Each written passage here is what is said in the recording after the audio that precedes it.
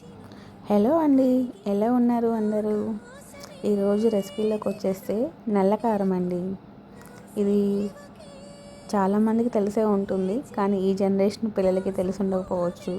ఇప్పుడు ఎక్కడ పెట్టినా, ఏ హోటల్కి వెళ్ళినా, ఎక్కడ స్ట్రీట్ సైడ్ ఫుడ్ తిన్నా కూడా చట్నీలు వాటితోనే సర్వ్ చేస్తున్న తప్ప ఈ కారపొళ్ళు ఇవ్వడం లేదు కదా. సో ఒకసారి ఈ కారపొడిని ఇంట్లో ట్రై చేసి చూడండి. ఇడ్లీకి, దోశకి, అన్నంలోకైనా సరే చాలా బాగుంటుంది. ముందుగా ఈ కారపొడిని తయారు చేయడానికి ప్యాన్ పెట్టుకొని, ప్యాన్ హీట్ అయ్యాక ఒక 1 టేబుల్ స్పూన్ ఆయిల్ వేసుకొని, మనకి స్పైస్కి తగ్గట్టుగా ఎండుమిర్చిని ఫ్రై చేసుకోవాలండి.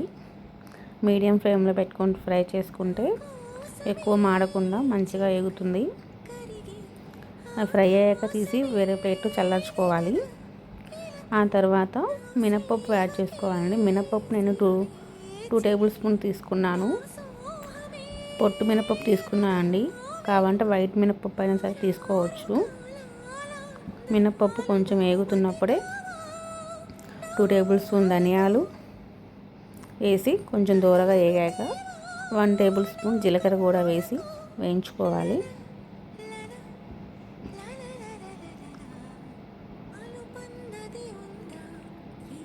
మంచిగా వేగిపోయాకండి లాస్ట్లో కొంచెం ఒక నిమ్మ సైజు కన్నా కొంచెం చిన్నగా చింతపండు కూడా యాడ్ చేసుకోండి.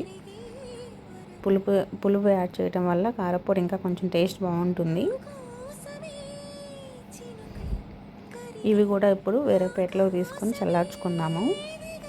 ఇప్పుడు అదే ప్యాన్లో బాగా కడిగి ఆరబెట్టుకున్న కరివేపాకును కూడా వేసుకొని, కరివేపాకు ఎక్కువ వేసుకున్నా బాగుంటుందని టేస్ట్. హెల్త్కి కూడా మంచిది కదా కరివేపాకు, హెయిర్ ఫాల్కి తగ్గుతుంది. సో మీకు ఎంత కావాలంటే అంత వేసుకోవచ్చు. మరీ ఎక్కువ వేసుకొని టేస్ట్ కరివేపాకు కారపొడి అయిపోతుంది.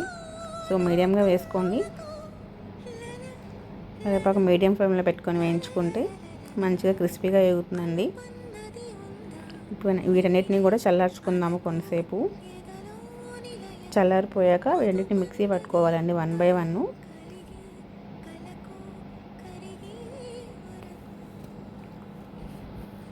ముందుగా మినపప్పు, ధనియాలు, జీలకర్ర ఫ్రై చేసుకున్నాం కదా, వాటిని మిక్సీ పట్టుకుందాము. ఫైన్ పౌడర్ అయ్యాక అందులోనే ఇప్పుడు ఎండుమిర్చి కూడా యాడ్ చేసుకుందామండి.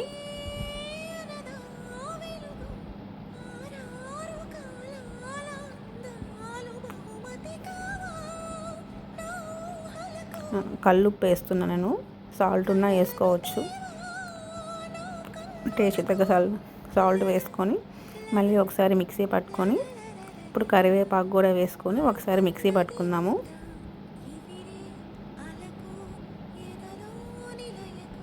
ఫైనల్గా వెల్లుల్లి అండి. వెల్లుల్లి వేసాక ఎక్కువసేపు మిక్సీ పట్టకూడదు, కొంచెం కచ్చాపచ్చగా మిక్సీ పడితే బాగుంటుంది ఫ్లేవరు.